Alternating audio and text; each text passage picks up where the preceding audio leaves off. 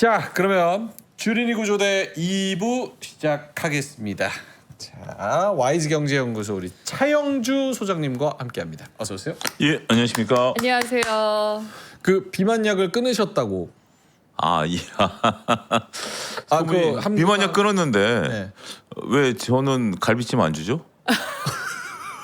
아 원래 비만약 마흔자로 맞으셨어요? 아, 예, 마흔자로 맞아서 그나마 지금 이게 좀 붓기가. 근데 지금 그 마흔자로를 맞으니까 입맛이 없어요. 그쵸. 입맛이 사라지고 나니까 저희는 이제 방송하면 이게 말로 이렇게 떠들어야 되잖아요. 네. 조금 전에도 이제 주스토리 1시간 가까이 했고 지금도 1시간 가까이 이제 하는 거니까 이게 지치더라고요. 입맛이 없어서 식사량이 좀 줄어들다 보니까 살은 빠졌는데 그래서 조금 좀 쉬었습니다. 일단 의사분하고 상의를 해서 일단은 좀 생존의 문제에 좀 걸린 문제 같아가지고 좀 쉬었습니다.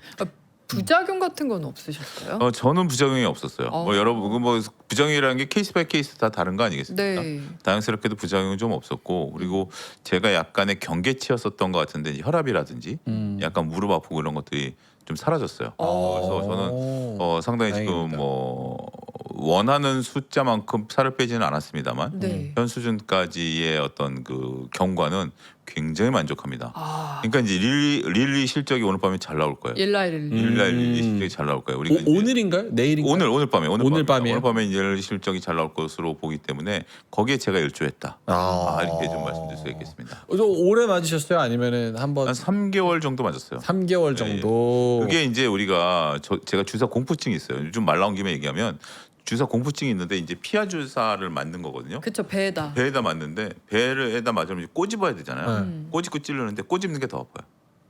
아 엄청 세게 꼬집으시는구나. 그러니까 원래 꼬집고 찌르는데 그만큼 안 아프다. 안 아프다는 안 아프다는. 말씀이고. 그러니까 이제 주사 공포증이 있는데도 불구하고 이게 이제 안 아프다라는 거죠. 그만큼 기술력이 상당히 대단하다 이렇게 말씀드리겠습니다. 요새는 근육이 덜 빠지는 약보다 오히려 먹으면은 근육이 생성되는 그런 성분까지 하는 걸 실험 중이라던데. 너무 좋다. 예. 여러 가지 이제 진화하겠죠. 예. 불과 얼마 전까지만 하더라도 우리가 뭐 약에 의해서 뭐 이렇게 한다라는 것이 이렇게 좀 상상의 나래를 펼쳤던 건데 우리가 이제 제약바이오 같은 경우도 오늘 올라갔었던 이유 중에 하나도 이제 그런 것들인데 결국 꿈을 실현하는 정도의 기술 더군다나 이제 AI가 이제 그런 것들을 이제 검증하는 단계까지도 지금 이제 진화시키는 거 아니겠습니까? 네. 역시 AI 관련 주식을 사야 돼요. 그런 그런 어떤 얘기들을 할 수 있겠죠. 엔비디아가 그런 면에선 바이오도 하고 무슨 AI 칩도 만들고 코스모스로 뭐 물류 막 이런 것도 같이 하고 엔비디아가 그런 건 좋은 것 같아요. 그러니까 미래를 우리가 잘. 그런 거죠. 지금 이제 보통 어떤 뭐 기업도 그렇고 사람도 그렇고 잘 나갈 때 다음을 준비해야 되는 거죠. 제가 저희 대학 선배가 옛날에 프랜차이즈 사업을 했었어요. 지금 이제 미국 가서 생활하고 계십니다만 그분이 저한테 제가 그분 얘기 중에 굉장히 중요한 인사이트가 있어요. 그때 당시 이제 프랜차이즈라는 것이 우리가 처음 도입할 때 그걸 이제 일본에서 받아들여서 이제 도입을 하신 분인데 잘 나가는 메뉴가 이제 그 맥주 프랜차이즈를 하셨어요. 근데 이제 메뉴가 있지 않습니까? 굉장히 신선한 메뉴들을 갖고 들어왔어요. 만들었는데 그 메뉴가 잘 나갈 때 다음 메뉴를 개발해야 된다라는 거예요. 그러니까 그게 저 어떻게 보면 인생 모토였어요. 내가 잘 나갈 때 다음을 준비하자. 그게 지금 엔비디아가 그런 것 같아요. 엔비디아가 뭐가 지금 걱정이겠습니까? 그렇죠. 뭐가 지금 엔비디아가 부족한 게 뭐가 있겠습니까? 정말 뭐 미국에서 대통령도 만나주고 뭐 그런 사람인데 근데 엔비디아는 다음을 준비하는 거죠. 그런 모습들을 보면 저는 엔비디아가 정말 대단한 회사다 이렇게 좀 생각이 듭니다. 근데 잘 나갈 때 좀 꺼드럭거리고 좀 즐기고 이래야지 다음 준비하면은 나는 언제 그 성공을 즐겨요. 근데 그러니까 그 사람마다 다른 것 같아요. 근데 그렇게 되면 이 굴곡이 생길 수 있잖아요. 뚝 떨어지면 다시 시작하고 뚝 떨어지면 다시 시작. 이게 주식도 마찬가지예요. 우리 주린이니까 네. 얘기를 하면 지금 이제 주식 최근에 지난주 같은 경우 기도하셨던 분들 많으실 겁니다. 내가 원금만 되면 착하게 살겠습니다. 그렇죠. 원금만 되면 뭐 내가 열심히 살겠습니다라는 거죠. 근데 지금 이번 주에 그 얘기를 잊으신 분들이 대다수일 거예요. 그런가요? 보통 그렇죠. 왜냐하면 이제 지금 좀 올라오니까 그렇게 그런 절박함은 조금 잦아들었다라고 봐야 되겠죠. 근데 제주에서 주식하시는 분들 중에 꾸준히 수익 내신 분들은 계속 노력하세요. 네. 돈이 벌 때도 노력하고 물론 이제 약간의 이제 명확한님 말씀하신 것처럼 때로는 호화스럽게 여행도 좀 다니고 즐기긴 합니다만 주식으로 돈 벌고 있을 때 그냥 무조건 허리띠 풀고 역시 나는 실력이 좋아 이런 분들은 별로 없었다라고 말씀드리겠습니다. 알겠습니다. 잘 나가본 적이 없어가지고 뭐 예, 다음을 준비하고 이런 거를 잘 모르겠네요. 예. 예. 그래도 미리미리 들어두면 알겠습니다. 또 언젠간 잘 나갈 네. 수도 있으니까. 다음을 준비할 만큼 좀 잘 나갔으면 좋겠어요. 왜요? 잘 나가시잖아요. 제가요? 예. 어딜 화장실만 잘 나가. 화장실 잘 가게. 예. 예. 나가는 거죠. 근데 갑자기 말도 없이 나가요. 예, 종종. 예, 예. 네. 알겠습니다. 지난번에 깜짝 놀랐습니다. 왜요? 지난주 금요일에도 한번 그러셨잖아요. 아유 저 여기다가 뭐 저 오줌 싸러 갔다 올게요 이러고 갔다 올 수 그렇죠, 없잖아요. 그렇죠. 예, 알겠습니다. 자 그러면 주린이 구조대 2부 오늘 차영주 소장님이 해주실 이야기의 주제는 뭡니까? 전체적으로 우리가 봤을 때 우리가 이제 저는 뭐 시황 이런 거 말고 오늘 알테오젠이 이제 무상증자를 했어요. 근데 네. 준이분들이 무상증자라면 내 계좌가 어떻게 변하는지 모르시는 분들이 계시더라고요. 그 부분하고 무상증자, 유상증자의 차이점 이런 부분들하고 무상증자, 유상증자, 감자 예. 이런 게 좀 어렵더라고요. 그렇죠. 근데 이제 감자 같은 경우는 거의 잘 안 일어나니까 거기까지는 우리가 뭐 하는 거고 원래 우스갯소리도 있었죠. 여의도 직원들은 감자탕 안 먹는다고. 왜요? 감자가 안 좋은 거예요? 그러니까 감자는 자본을 줄이는 겁니다. 네, 좋은 그러니까 거 아니에요? 자본을 줄이니까 별로 안 좋죠. 내 돈이 줄어드는 거니까. 자사주 매입도 하잖아요. 그러면 그건 감자랑 다른 거죠. 자사주 매입. 그러니까 이제 그건 오늘은 좀 그렇게 하려면 표가 준비가 되고 복잡하니까 다음에 감자까지는 일어나는 경우가 여러분들 매매하실 때 거의 일어나지는 않을 거예요. 그런데 무상증자가 일어나면 이런 겁니다. 지금 이제 그 알테오젠 30% 무상증자를 했는데 100% 무상증자를 했다라고 예를 들어드리겠습니다. 네. 그러면 내가 예를 들어서 100주를 가지고 있고 10,000원짜리 100주를 갖고 있으면 얼마죠? 100원? 100만 원이죠. 어. 10,000원짜리 100주를 갖고 있으면 100만 원이죠. 네. 곱하면 100원. 예. 100원, 100만 원이죠. 그걸 이제 머릿속에 기울이시고 그럼 무상증자를 오늘 이제 해서 권리를 하게 되면 네. 계좌가 어떻게 변하냐면 이게 이제 주가가 5,000원으로 떨어집니다. 네. 10,000원짜리가 5,000원 떨어지고 내 계좌에 100주는 그대로 있습니다. 무상증자하는데 무슨 소리야? 지금 현재 오늘 현재는 그대로 있습니다. 그러면 나의 평가 금액은 어떻게 되죠? 반토막. 50만 원이 됩니다. 네. 그러면 야 무상증자가 호재라는데 네. 그 얘기는 이제 뒤에 가서 할 거예요. 내 계좌의 변화만 말씀드립니다. 내 계좌는 50만 원 뚝 떨어집니다. 근데 대략 한 20일에서 한 달 사이에 내 계좌에 다시 100주가 들어옵니다. 그러면 200주 곱하기 5,000원 하면 100만 원이 되는 거죠. 그렇게 되는 거예요. 그게 한 달 정도 시간이 걸립니다. 그래서 오늘 그러니까 혹시 주식 수만 늘어나는 거네요. 주식 수만 늘어나는 거예요. 액면가 지금 액면가는 그대로, 액면가는 이제 떨어지는 거죠. 네. 원리 나가면 액면가는 그러니까 시가가 떨어지는 거죠. 시가가 네. 떨어지는 거고 그렇게 해서 내 계좌는 원래 똑같아야 되는데 그게 한 달 정도 걸립니다. 그래서 혹시 알테오젠 무상증자를 받으신 분들, 내가 그 평가 금액이 줄었어요라는 것은 우리가 이제 그 공시에 나와 있어요. 언제 주식이 들어온다. 그렇게 들어와서 이제 그걸 감안하시면 되는 거고요. 무상증자는 우리가 이제 그 재원이 뭐냐면 자본 잉여금입니다. 좀 복잡하죠? 뽀글뽀글하죠? 아까 조금 전에 무슨 뭐 연결 재무제표 나오니까 좀 뽀글뽀글하셨죠? 그런 건데 이게 어찌 됐든 유상증자랑 무상증자랑 재원이 약간 다릅니다. 네. 근데 어찌 됐든 이제 유상증자할 때 무상증자하는 재원이 생겨요. 이게 아이러니인데요. 우리가 유상증자를 할 때 지금 무상증자는 지금 있는 자본잉여금을 자본으로 바꾸는 거고요. 유상증자는 새롭게 돈이 들어오는 건데 유상증자할 때 예를 들어서 액면가가 5,000원짜리인데 지금 유상증자할 때 5,000원에 그 하는 경우보다는 예를 들어서 2만 원에 유상증자를 했다라고 칩시다. 액면가는 5,000원이지만 현재 시가가 뭐 2만 5,000원이니까 2만 원 유상증자를 하면 재무제표상에 어떻게 기록이 되냐면 5,000원은 자본금이 되고요. 15,000원. 그러니까 2만 원이 회사로 들어올 거 아니겠습니까? 회사로 들어오는 2만 원 중에 15,000원 자본잉여금이 됩니다. 그 자본잉여금을 바탕으로 나중에 이거를 자본금으로 바꾸려면 무상증자를 한다라는 거죠.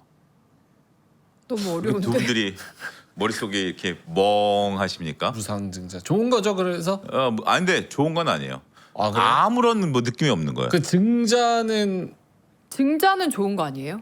증자는 자본금을 늘리는 건데요. 네. 늘리는 방법은 두 가지가 있어요. 무상. 그러니까 무상이기 때문에 아무런 뭐 없는 거예요. 뭐 있는 없어요. 계정사의 왼쪽 주머니에서 오른쪽으로 빼는 거고 아. 유상 증자는 돈이 들어오는 거예요. 아 이해했어요. 그러니까 내 회사에 어쨌든 잉여금이 있는데 돈이 여유가 있는데 계정상으로. 계정상으로는 근데 그거를 이제 끌고 와서 주식수를 더 잘게 나눈 다음에 뭐 내가 갖거나 다른 사람한테 나눠주거나 어쨌든 뭐 그렇게 한다는 거죠? 아니요. 왜 내가 갖거나 주식수를 잘라요? 그러니까 주식수 자르는 거 아니에요? 자 증자. 자본은 금이 세 덩이가 있습니다. 자본은 금이 세 덩이가 있습니다. 자본금, 자본잉여금, 이익잉여금이 있는데 네. 그러니까 이 자본 잉여금을 자본금으로 바꾸는 게 무상증자고요. 그다음에 유상증자는 자본금이 작거나 끌고 오는 이익잉여금이 작을 때 외부에서 돈을 들여와서 네. 이익잉여금, 자본잉여금, 자본을 키우는 것을 유상증자라고 합니다. 근데 이제 이런 것들이 복잡하면 그냥 여러분들이 이렇게 생각하세요. 그냥 무상증자는 내가 갖고 있는 주식 수가 늘어나지만 실질적으로 내 평가 금액은 변화가 없다라는 거고. 그럼 좋지도 나쁘지도 않죠. 좋지도 나쁘죠. 근데 이제 우리 일부 투자자들은 한때 이제 무상증자를 하면 좋은 것으로 오해를 했었죠. 재무제표상에는 아무런 변화가 없습니다. 근데 왜 해요 그럼? 근데 무상증자를 하는 경우는 자본금이 워낙 작거나 아니면 예를 들어서 뭐 유통주식수가 너무 작거나 이럴 때 발행주식수를 늘리기 위해서 무상증자를 하는 경우가 종종 있습니다. 근데 지금 채팅창에서는 이 형님들 말씀하시는 게 무증을 한 다음에 그거를 가지고 회사가 좀 약간 나쁜 회사면 그걸로 딴짓하는 회사들이 좀 있다고 하던데. 그러니까 자본 잉여금을 끌고 와가지고 주식으로 이걸 넣은 다음에 그걸로 뭔가 꿍꿍이가 있는 그런 기업들이 꽤 있는 거라고 말씀을 또 하시네요. 저는 그런 경우를 본 적이 없는데요. 그러면 어쨌든 무상증자는 좋지도 나쁘지도 않은 거고. 아무튼 나쁘는 건 아니에요. 그러니까 무상증자 때문에 주가가 올라간다라고 하면 저는 오히려 역설적으로 그 주가 올라갔을 때 한번 물건을 정리했다가 떨어질 때 다시 사는 것도 하나의 방법이 될 수 있겠죠. 그럼 전주현님께서 무상증자는 그럼 액면 분할이랑 똑같은 겁니까? 이렇게 말씀. 아니요, 액면 분할이랑 다른 겁니다. 액면 분할은 자본금을 우리가 5천 원짜리를 그러니까 예를 들어서 하이닉스 같은 경우 5천 원짜리를 500원으로 바꾸면 주식수는 몇 배가 되는 거죠? 10배가 늘어나는 거죠. 그거는 이제 액면 분할이고요. 무상증자는 자본잉여금을 자본금으로 바꾸는 겁니다. 근데 주식수는 100주였다가 200주 들어오면은 주식수 늘어나는 거 아니에요? 주식수가 늘어나지. 주식수는 늘어나요.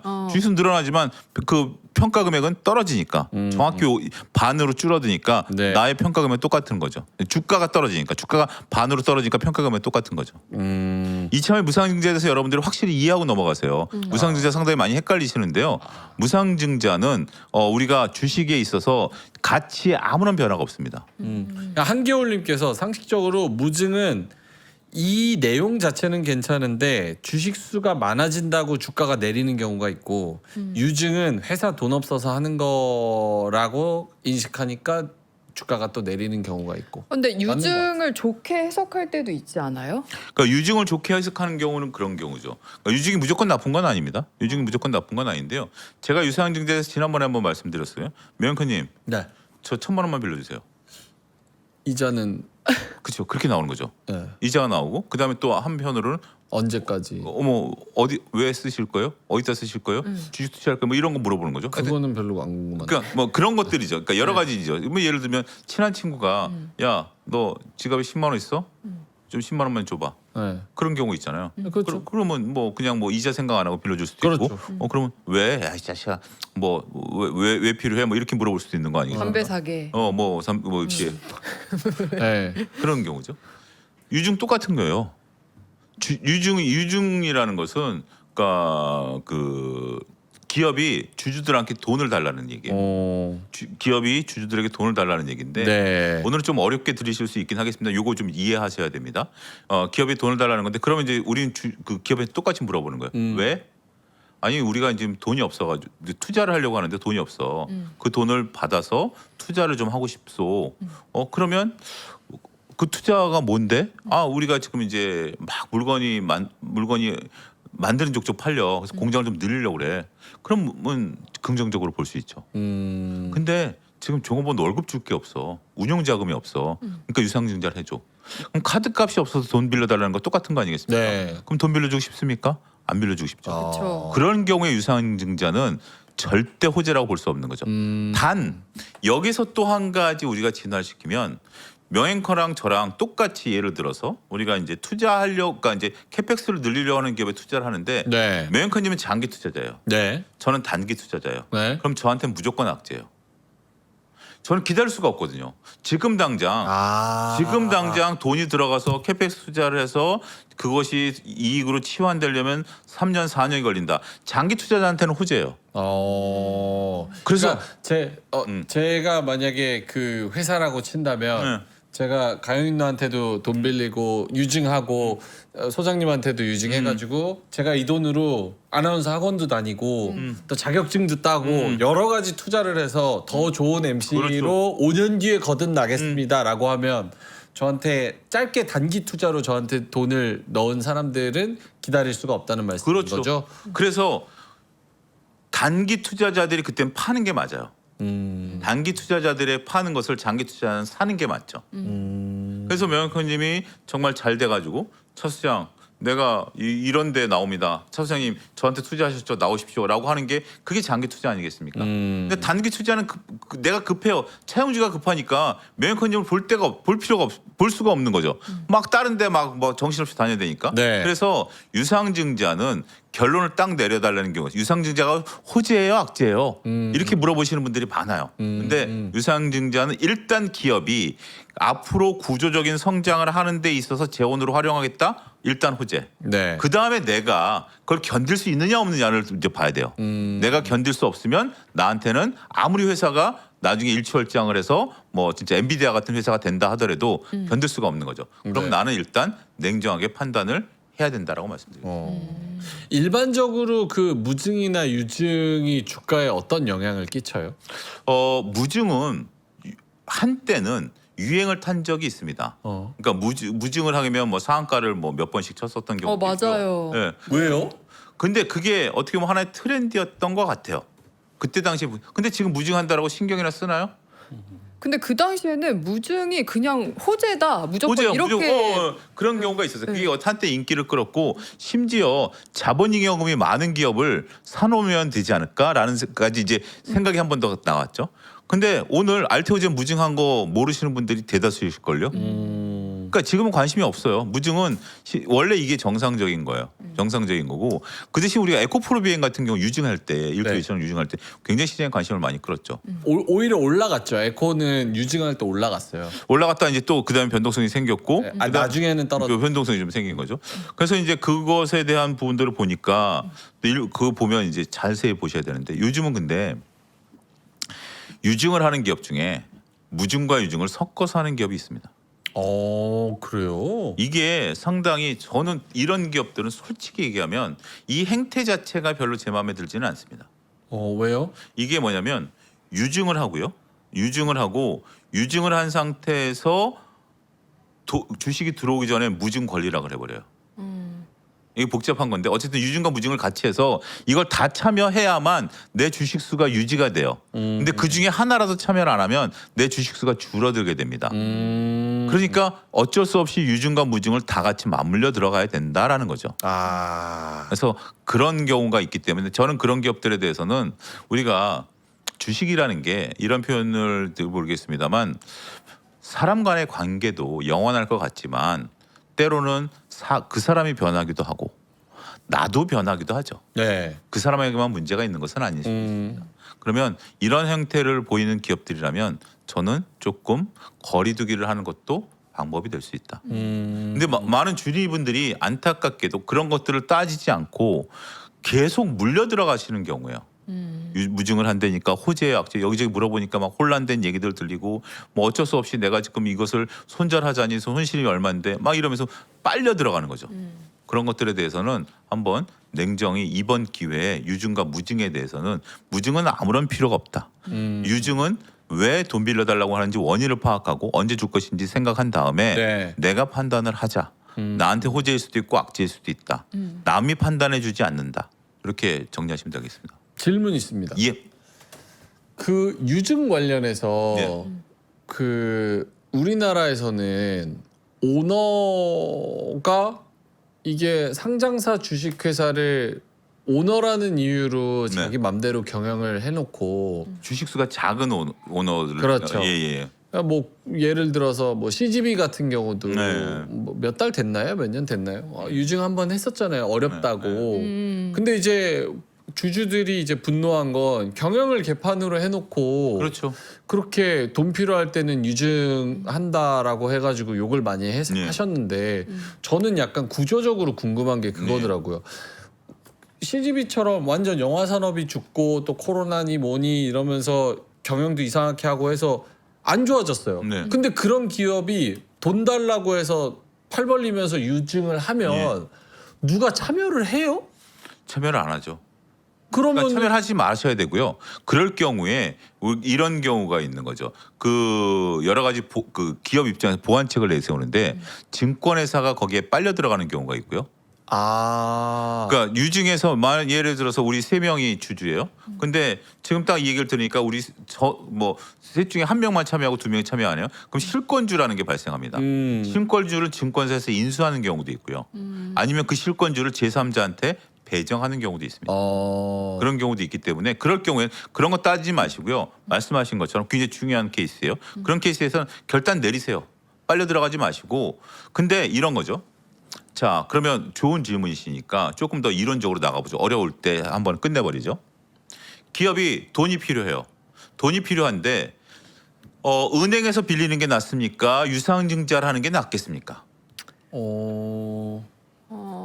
은행에서 주식으로 바꿔준다고 하고 빌리면 어때요? 그것도 하나의 방법이에요. 그것도 하나의 방법이고요. 은행에서 저리로 빌려요. 은행에서 근데 두 분들 답이 굉장히 정답에 가까운 답이에요. 근데 일부 투자자들은 지금 주리분들은 그렇게 생각 안 하시는 분들이 있을 거예요. 아니 은행에서 지금 말씀하신 절이라는 그래도 금리를 주잖아요. 돈을 내고 빌리는 거고 유상증자는 돈을 안 내는 거잖아요. 네. 그럼 유상증자가 더 나은 거 아니야? 라고 생각하실 수 있는데 그 답이 오답입니다. 두 분 답이 거의 정답에 가까운 거예요. 원래 유상증자는 하게 되면 우리가 이자는 안 내지만 아까 말씀하신 CJ, CGV 같은 경우에 유상증자를 거듭 할수록 어떻게 되죠? 주식수는 늘어나 버리죠. 그러면 이걸 나중에 돈을 벌어서 소각하지 않는 한 주가는 계속해서 밑에서 길 수밖에 없죠. 주식수에 눌려가지고 주식 이제 될 수밖에 없는 거죠. 네. 제가 제 책 재무제표 핵심 투자 수업에도 썼는데 이건 제 뇌피셜입니다. 거기 한 페이지에 제가 이렇게 딱 썼는데 네. 기업이 돈을 빌리는 순서를 제 나름대로 했습니다. 기업이 돈을 빌리는 순서인데요. 첫 번째는 가장 좋은 것이 은행에서 말씀하신 것처럼 돈을 빌리는 거예요. 그러면 기한을 정해놓고 돈을 빌린 다음에 갚아버리면 되잖아요. 근데 은행에서 돈을 빌릴 때 저리가 됐던 고리가 됐던 갚을 능력이 되니까 빌리는 거 아니겠습니까? 네. 그런 거고요. 두 번째는 채권을 발행하는 겁니다. 네. 채권은 좀 기한이 좀 길죠. 네. 채권을 발행하고요. 세 번째는 명현커님 말씀하신 것처럼 주식으로 바꿔주겠다라고 돈을 빌리는 겁니다. 그게 이제 매장의 채권이요. CBBW, EB. 이두저도 안 될 경우에 유상증자를 하는 경우가 많습니다. 아니 그러면 아까 차 수장 유상증자는 이자를 안 낸다며. 근데 왜 유상증자가 제일 나쁜 거요? 라고 얘기하는 거죠. 그러면 자 이론으로 돌아가서 명현커님이 친구한테 돈을 빌려줄 때 야 일주일 뒤에 내가 줄 테니까 100만 원만 빌려줘. 그럼 빌려줄 수 있죠. 여기서 친한 친구라면 야 1년 뒤에 내가 줄 테니까 1,000만 원만 빌려줘. 이건 좀 생각이 다르죠. 이자를 받아야 되나 말아야 되나 이런 생각이 좀 드는 거죠. 1,000만 원이라는 건 내가 통장에서 빼서 내 이자를 손에 보고 빌려주는 거잖아요. 그런 거잖아요. 그런 것처럼 우리가 주식 투자를 할 때 이론적으로 내가 주식 투자하는 그 이론값을 따지면 시중금리 플러스 알파를 원하기 때문에 따지는 거죠.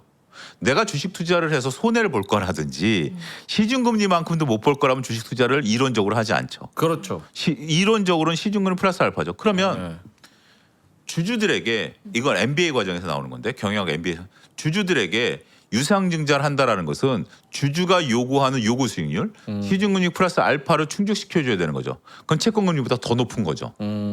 아 금리가 너무 고금리군요. 고금리를 변해버린 거예요. 그러니까 아까 얘기한 것처럼 아무리 5% 10%를 하더라도 그건 갚아버리면 돼요. 근데 5% 10% 빌린 거에 주주들은 더 플러스 알파를 원하는 거죠. 네. 그렇기 때문에 그게 제일 나쁜 거예요. 그렇기 때문에 가장 좋은 것은 그러니까 은행에서 빌려서 갚아버리는 거고. 네. 그 다음에 두 번째는 채권, 그 다음에 메자닌. 메자닌 같은 경우는 뭔가 꼬시는 거죠. 채권에다가 주식을 주든지 메자닌.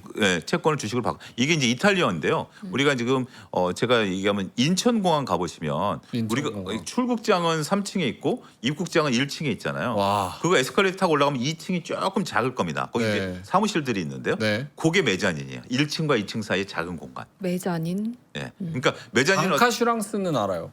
메자닌 하여튼 뭐 그런 용어를 뭐 한데 메자닌은 이제 뭔가 우리가 채권 같은 경우는 깔끔히 채권이에요. 유상증자는 깔끔히 유상증자예요.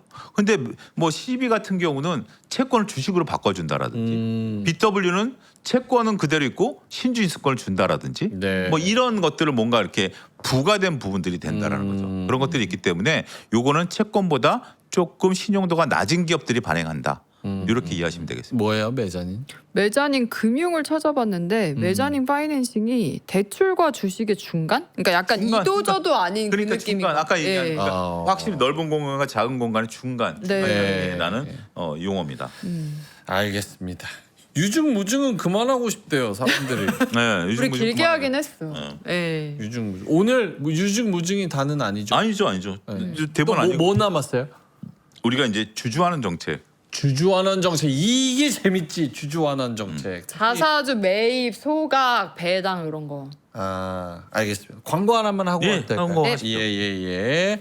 자, 그러면 주주환원 여러분 꼭 챙기셔야 됩니다. 그래서 나가지 마시고 좀만 기다리세요. 예. 네. 가방만 조금 팔고 올게요. 예. 네, 저희가 지금 한국이 너무 더워서 막 해외로 나가는 분들도 계시고 어쨌든 이제 도심에 뜨거운 도심을 떠나서 이제 뭐 이렇게 해안가로 막 여행 쭉 가시는 분들, 휴가 가시는 분들 많으실 텐데 맞춤형으로 들고 와봤습니다. 저희 올림피아 풀의 풀 알루미늄 파일럿 캐리어입니다. 이번에는 두 개를 들고 온 이유가 지금 화면에 왼쪽에 보이는 게 20인치 149,000원이고요. 그 다음에 오른쪽인가요? 헷갈리네. 알아서 보세요. 네. 18인치는 지금 가격이 139,000원, 그리고 20인치는 149,000원, 10,000원 차이밖에 안 나네요. 오, 네. 하지만 이제 필요에 따라 크게 맞춰서 구매하시면 될 것 같고요. 2026년 신상품입니다. 그래서 풀 알루미늄 파일럿 항공 캐리어 들고 왔고요. 알루미늄이 풀이면은 되게 가벼우면서 튼튼한 거 다 잘 알고 계시죠? 그리고 보시면은 저는 이게 제일 강점인 것 같아요. 사용이 너무 편리한 상단 캐리어. 오픈 개폐 방식. 그래서 캐리어 막 끌고 다니다가 눕혀서 열고 이래야 되잖아요. 근데 이 올림피아 캐리어는 그럴 필요 없이 그냥 위에서 그거 그대로 그냥 꺼내시면 됩니다. 열고 다녀도 돼, 심지어. 열고 다닐 수도 있네요. 네. 저 선생님 여기서 이러시면 안 됩니다. 여기서 뭐 파시면 안 됩니다. 예. 그래서 내용을 꺼내서. 그렇죠. 예. 이 알루미늄이 진짜 좋은 게 튼튼하고 강한데 가벼워요. 이거 마음에 든다. 그래서 캐리어로 너무 좋아요. 캐리어에 무거운 짐을 많이 실을수록 요 풀 알루미늄이 더 빛을 발합니다, 여러분. 그리고 휠 자체도 이제 탈부착이 가능하고 소음도 작은 360도 회전 듀얼 휠이거든요. 그래서 이제 끌고 다닐 때는 이렇게 끌고 다니다가 이제 뭐 숙소 같은 데 들어가면은 휠은 이제 또 떼놓고 이렇게 딱 하시면 돼서 아주 편리합니다, 여러분. 이번 주말에 출장 가는데 이거 하나 사서 들고 가야 되겠는데. 너무 좋겠죠. 이거 뭐 그냥 일반 가방 들고 가는 것보다 네. 이거 뭐 차에다 실었다 넣기도 좋고 맞아요. 호텔에 끌고 들어가기도 좋고 트렁크에 넣기도 좋고. 트렁크에 넣기도 좋고 물건 꺼내는 게 너무 좋네요. 이렇게 네. 확 안 벌려도 되니까. 맞아요. 그게 너무- 제일 장점입니다. 너무 좋네요. 네. 이거 꼭 이번 해서 출장 갈 때 들고 가야 돼. 강의 출장 갈 때 들고 가야 돼. 노트북도 네. 들어가고. 단기 출장용으로 18인치 딱이지 네. 않을까 싶습니다. 기왕 사는 거 20인치 사는 게 낫죠. 그런가요? 네, 네. 통 크게 10,000원 차이니까. 그러니까. 네. 튼튼한 것 같아요. 알겠습니다. 네. 안 깨져. 색깔도 딱 기본이라서 예쁜 것 같아. 예. 알겠습니다. 자, 이렇게 해서 저희가 알루미늄 파일럿 캐리어 이렇게 들고 왔으니까 네. 한번 또 관심 있는 분들 보시면 좋겠습니다. 네. 근데 많이 안 나가셨어. 네? 감사합니다. 아, 감사합니다. 예, 다들 요 광고까지 보고 소장님의 이야기를 듣고자 또 네. 남아 계십니다. 아, 쓰레빠 궁금해하시는 분들 계셔서 저 캐리어 사시면 쓰레빠 정보 이따 알려드릴게요. 아 진짜요? 네. 3만 원. 예. 자, 그러면 소장님한테 다시 돌아가서 하이닉스 주주환원 하죠? 해야죠. 해야죠? 해야죠. 하이톤으로 해야죠. 하이톤으로 예. 해야죠. 예. 근데 이제 오늘 지금 밤새신 분들도 계셨을 거예요. 그러니까 이제 그게 이제 그 25일 락이 풀리니까 네. 그러니까 그 어젯밤이었죠. 우리 시간으로 이제 새벽이었죠. 그거 이제 기다리신 분들도 있는데 아이 딱 기다렸다는 듯이 그렇게 얘기하겠습니까? 좀 얘기를 좀 봐야 되겠죠. 그래서 오늘 어떤 분이 그거를 챗GPT한테 물어봤대요. 그때 4분기 대 하지 않을까 이렇게 대답을 했다라는 게 또 SNS에 돌아다니는데요. 네. 근데 저는 이렇게 생각을 좀 해볼 수가 있겠습니다. 지금 SK하이닉스랑 삼성전자는 멋진 카드를 하나 들고 있어요. 주주하는 정책이라는. 그러니까 주주분들이 혹할 만한 카드를 하나 들고 있죠. 근데 이 혹할 만한 카드를 여러분들이 삼성전자 하이닉스의 담당자라면 주가가 바닥일 때 할까요? 주가가 올라갔을 때 할까요? 주가가 바닥일 때. 근데 지금 주가가 가만히 주주하는 정책이 없다 하더라도 바닥을 좀 찍은 느낌이 전 들거든요. 네. 삼성전자 같은 경우 이제 20만 원이라든지 하이닉스는 이제 150만 원 정도가 바닥인데 지금 이제 막 올라오잖아요. 지금 이제 레오파드 문제도 해결이 됐고 단위종목 레버리지 카드가 해결됐으니까 지금은 자연적인 법칙에 따라서 올라올 수 있는 상황이다라고 좀 보거든요. 네. 여기서 이 카드를 굳이 쓸 필요가 있을까? 아, 차라리 삼성전자가 30만 원 정도 넘어가서 이건 제 내피셜입니다. 삼성전자 35 넘어가서 35만 원의 벽이 있잖아요. 이걸 뚫어줄 때 강력한 한 방이 좀 필요할 거 아니겠습니까? 네. 그때 쓸 수 있지 않을까? 저는 그렇게 생각하는데요. 어. 이건 여러분들이 뭐 맞고 틀리고 문제는 아니죠. 기왕이면 그게 만약에 올 연말까지가 안 가고 한 3분기 4분기 넘어갈 때 또 트럼프 대통령의 타코도 있고 여러 가지 중간 선거에 따라 주가가 거기서 흔들린다라면 그 흔들림을 막기 위해서 한 방 쓸 수 있지 않을까 싶다는 생각이 들어요. 그래서 제가 이렇게 말씀드리는 거는 뭐 이거는 뭐 정확한 건 아니니까 너무 그러니까 단기간에 나오기를 기대하지는 좀 말고 느긋하게 기다리십시오라고 말씀드리겠습니다. 그런 경우 그런데 삼성전자 하이닉스는 지금 해야 돼요. 삼성전자 하이닉스는 해야 돼요. 그 옛날에 코끼리를 쏴라라는 책이 있었습니다. 코끼리를 쏴라라는 책. 쏴라라는 책이죠. 지금 명예커님 만약에 이게 제가 저 같은 경우 만약에 제가 이제 우리 셋 중에 저만 총을 들고 있어요. 셋 중에 저만 총을 들고 있는데 코끼리가 막 공격을 해와요. 네. 그러면 그 코끼리를 어떻게 제압을 해야 되잖아요. 근데 제가 살아있는 생물을 그걸 쏠 수 있을까라는 뭐 고민이 좀 드는 거죠. 그 책에 요즘 그거예요. 근데 두 사람은 저만 쳐다보고 있는 거죠. 차수장이 총을 쏴서 코끼리를 제압해야만 우린 산다라는 건데 저는 겁이 나서 지금 못 쏘겠는 건데 네. 이거 어쩔 수 없이 방아쇠를 당겨야 되는 네. 그런 것들에 대한 건데 지금 삼성전자 하이닉스는 주주하는 정책 안 하면 어떻게 될까요?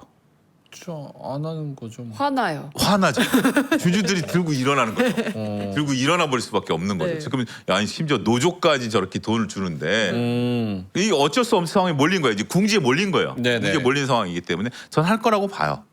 단지 이제 우리가 너무 시기를 빠르게 보지 말자. 그리고 또 한 가지는 눈치 게임이죠. 눈치 게임. 눈치 게임. 지금 하이닉스는 노조 문제가 아직 노조와의 성과급 배분 문제가 깔끔하게 해결 안 된 걸로 제가 알고 있습니다. 마이너스 났을 경우에 어떻게 할 것인가 지금 아직까지 이제 고분이 해결이 안 됐기 때문에 하이닉스는 개별적으로 그 문제가 해결이 되고 나면 일단 발표할 가능성이 있고요. 두 번째는 서로 삼성전자 하이닉스에서 서로 굉장히 눈치 보지 않을까요? 아 여기가 먼저 하나 여기가 먼저 하나. 그러니까 저중에 그런 것도 있고 얼마 정도 줄 거냐. 아 눈치 게임 할 것 같아요. 저는 상당히 눈치 게임 할 것 같아요. 그래서 먼저 맞는 매가 좋을 수도 있고요. 나중에 맞는 매가 더 좋을 수도 있기 때문에 지금 상태에서는 뭐 떠밀려서 한다 하더라도 조금 재지 않을까 싶어요. 그러니까 너무 이렇게 조급하게 생각하지 마시고요. 그다음에 이제 그 얘기는 이제 지나가고요. 네. 할 거니까 주주하는 정책이 다 좋은 건가요? 주주하는 정책이 좋은 거죠. 근데 주주환원 정책에 있어서 가장 핵심은 뭐라고 생각하십니까? 주주환원 정책. 그러니까 두 분이 생각하시는 지금 기대하시는 그러면 삼성자이언트가 어떤 주주환원 정책을 펼치기를 기대하고 계십니까? 번만큼 우리도 나눠주는 정책. 그렇죠. 나눠주는 방법은 몇 가지죠. 몇 가지가 있겠죠. 여러 가지가 있어요. 여러 가지가 있죠. 근데 워렌 버핏의 버크셔 해서웨이는 주주환원 정책이라는 것을 펼쳤다는 얘기 들어보셨나요? 배당은 주지 않아요? 안 줍니다. 아, 배당 배당도 안 안 줘요? 줘요? 배당 안 줍니다. 버크셔 배당 안 주나? 한 자, 주에 그렇게 버크셔 해서웨이는 주주환원 정책이라는 게 없습니다. 그러니까 그 대신 버크셔 워렌 버핏은 주주 서한이라는 책이 우리나라에 이제 번역이 됐는데 그동안 이제 과거에 이제 레터를 그러니까 워렌 버핏은 책을 쓴 적이 단 한 번도 없습니다. 네. 단 한 권의 책을 쓴 적도 없지만 주주 서한은 워렌 버핏이 작성한 걸로 알려져 있기 써서, 때문에 네. 그 주주 서한이 있어요. 거기 보면 그런 거 있어요. 많은 사람들이 나한테 주주 그 배당이라든지 이런 것들을 좀 요구한다. 그런데 나는 그런 거 내가 줄 때는 언제냐면 사내 유보를 해서 유보된 자금을 갖고 내가 투자를 했을 때 내가 그게 하나의 방법이 있고 그렇지 않고 내가 주주들의 돈을 나눠주면 주주들은 그 돈을 갖고 어딘가 투자를 해야 될 거 아니냐. 그 둘 사이의 투자 수익을 비교했을 때 내가 당신보다 돈을 못 벌 것 같으면 난 배당을 주겠다. 아, 내가 제일 잘한다. 내가 제일 잘났다. 내가 제일 잘 나가니까 네. 차라리 당신들한테 배당을 주는 것보다 내가 직접 운영하겠다. 그 대신 내가 운영해서 수익률이 나면 주가는 어떻게 되느냐?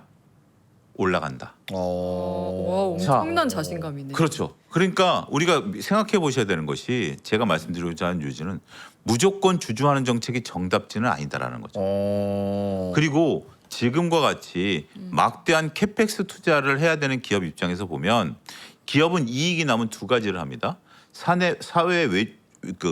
그러니까 회사 밖으로 유출하는 경우가 우리가 많이 기다리고 있는 배당이고요. 네. 근데 워렌 버핏 같은 경우는 사내 유보입니다. 돈을 회사에 남겨두는 거죠. 그걸 통해서 투자를 통해서 결국 주가를 올린다라는 거죠. 자, 매형커님 둘 중에 하나를 결정하라면, 이건 결정하라면 네네. 배당을 받고 주가가 평이하게 가는 게 낫겠습니까? 배당을 안 주는데 주가가 펑펑 뛰는 게 낫겠습니까? 그 종목이 뭐냐에 따라. 아니, 그러니까 요 상황만 놓고 보면 내가 평생 그냥 주가는 고민서 그 자리인데 때 되면 분기 되면 배당이 나오는 주식이 있고 아니면 지금 배당은 안 줘. 근데 주가가 펑펑펑 뛰어. 뭘 선택하시겠습니까? 근데 포트에는 둘 다 담아야 되는 거예요. 하나만 선택하라면. 자꾸 말을 끌고 가지 마시고 이런 문제가 복잡해져. 단순화시키자고요. 하나만 선택하라면 힘이 48받아서 힘 없을 때가 더 다정했어요. 지금 하나만 힘도 선택하라면. 없지. 지금 그러니까 똑같은. 예, 저는 배당. 이게 그러면 안정적인 분들은 배당을 요구하는 거고 네. 공격적이신 분들은 주가를 하겠죠. 주가가 더 빠르니까. 어. 이게 성향에 따라 그래서 우리가 미국 같은 경우 이게 명확합니다. 그러다 보니까 어르신들이 되면 배당주를 사는 거고요. 네. 주가랑 상관없는 거고 리츠 같은 경우 사는 거고 그렇지 않고 워렌 버핏은 뭘 얘기하는 거죠? 내가 주가 띄워줄게. 그게 더 빠르잖아. 그리고 더 커. 그게. 그렇다라는 거죠. 그 설명을 하기 위해서 제가 단순화시킨 거예요. 예. 그걸 뭐 섞든 안 섞든 포트폴리오 구성하든 말든 그건 여러분들의 문제고요. 예. 그렇기 때문에 주주환원 정책이 100% 저는 정답지는 아니다. 특히 더군다나 캐펙스 투자를 해야 되는 기업들에게까지도 예. 유상증자를 하는 기업들에게까지도 주주환원 정책을 요구하시는 분들이 계세요. 그건 좀 잘못된 거다. 그렇구나. 근데 약간 그 경영진에 대한 신뢰와 네.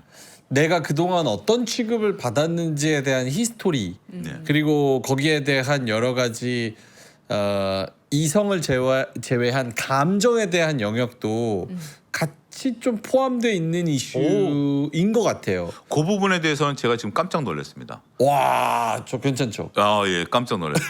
지금 어떻게 보면 그런 것들이죠. 지금 말씀하신 것이 네. 저는 이제 이론만 갖고 얘기한 거고요. 근데 우리 주주분들은 지금 속이 상하죠. 내가 지금 주주로서 취급을 받았나? 라는 거죠. 그리고 더군다나 내가 지금 기업이 대주주들에게만 돈을 줬지 주주들에게 환원한 것은 없었으니까 그런 것들에 대한 분풀이도 좀 있을 거고 그것이 자리 잡아가야 된다라는 것에 대한 것들도 있습니다. 오, 브라보. 그러니까 지금 이렇게 돈을 버는데 나를 안 챙겨준다고 하면 언젠 챙겨줬었나? 그렇죠. 뭐 힘들 때는 힘들다고 안 주고 뭐 사이클 산업이라고 투자한다고 안 주고 뭐 그래놓고 그래서 제일 저는 이 개인적인 건데 가끔 보면 기업들 이제 기사가 나면 이제 특정 기업을 언급하지 않겠습니다. 굉장히 이익이 많이 나는 기업인데 네. 가끔 신문에 보면 위기 경영, 어 잘 나갈 때 우리가 돈을 줄여야 된다. 비상경영. 비상 경영해야 된다. 뭐 이런 것들 보면 약간의 조금 좀 개인적으로는 조금 불편한 시각이 있는데 근데 그런 거 구분할 필요가 있어요. 그러니까 이익이 막대하는데 이익 잉여금도 막대하고 그 다음에 우리가 이제 어떤 특별히 투자가 없는 기업들이라면 당연히 배당을 요구해야죠. 우리가 과거에 그 처음에 소버린인가 어디가 들어왔을 때 그 하이닉스인가 어딘가 무슨 기업이 이익잉여금이 너무 많았어요. 이익잉여금이 너무 많아가지고 이걸 배당으로 해라라는 거죠. 앞서 얘기한 것처럼 무상증자는 자본잉여금이고 배당은 이익잉여금을 갖고 하는 거거든요. 네. 이익잉여금이 막대하게 쌓이는데 여기서 한 가지 오해가 있습니다. 여기서 오해가 있는데 박근혜 대통령께서 뭐 정책 이슈를 떠나서 실질적으로 했던 말입니다. 박근혜 대통령이 저는 주식시장에서 큰 역할을 한같이 하신 게 있습니다. 그래요? 배당과 관련된 관심을 불러 일으키신 분이에요. 아, 박근혜 대통령 때 배당소득 환류세제라는 것을 3년 동안 시행을 하면서 기업들이 배당을 줬대 세제 혜택을 줬어요. 근데 이제 박근혜 대통령이 실수를 한 번 했죠. 국무회의 석상에서 아니 기업들이 그렇게 이익잉여금이 많은데 그 많은 현금들을 이거 그 워딩 그대로 그 많은 현금들을 쌓아두고 왜 배당을 안 합니까? 라고 한 거예요. 그러다 보니까 그때 당시만 하더라도 박근혜 대통령이 취임한 지 얼마 안 돼서 서슬이 펄할 텐데 경총인가 뭐 어디 뭐 거기서 그랬어요. 아니 기업의 이익잉여금이 현금입니까? 그럼 차입해서 줍니까? 라고 오히려 반발을 한 적이 있어요. 이익잉여금은 현금이 아니에요. 왜요? 이익잉여금 현금이 아니에요. 왜요? 자, 매형크님 지금 이제 여기 출연료가 10%가 올랐습니다. 여기요? 10% 올려. 저만 안 올려줬지? 그러니까 올렸다. 예를 올려주면 들어서. 지금 갑자기 예예. 올랐다고 치고. 10%를 올려주면 그 10% 올려준 게 통장에 그대로 쌓입니까? 10% 올려준 통장에 그대로 쌓이죠. 여기 아닌가? 통장에는 들어오지만 한 달 뒤에 그 돈이 그대로 남아 있나요? 남아 있죠. 안 쓰면 남아 있죠. 아니 두 분들이 자꾸 가정법을 하지 말고 아니 월급이 10% 올랐다고 통장에 10%가 남아 있는 게 아니라 네. 내가 소비가 늘던 빚을 갚던 뭐 하다못해 그 TV를 바꾸던 네. 이렇게 쓰는 경우가 더 많지 않았나요 그동안? 그러니까 그 소득이 늘어나는 만큼 소비도 늘어날 거다. 여태가 그러지 않았나요? 그랬던 것 같아요. 그러니까 소득이 네. 늘어난 만큼 통장에 쌓였으면 지금 돈 걱정하실 일이 없는 거죠. 내 그 규모가 켜지는 거죠. 그거는 누적 잉여금으로 해서 이익잉여금은 기업이 이익이 난 것을 무조건 쌓아놓습니다. 무조건 10억이 나면 10억을 넣고 100억이 나면 쌓아놓는데 근데 그거 쌓아놓은 거를 뭐 저기 TV라는 자산을 샀을 수도 있고 캐펙스 투자를 했을 수도 있고 빚을 갚았을 수도 있고요.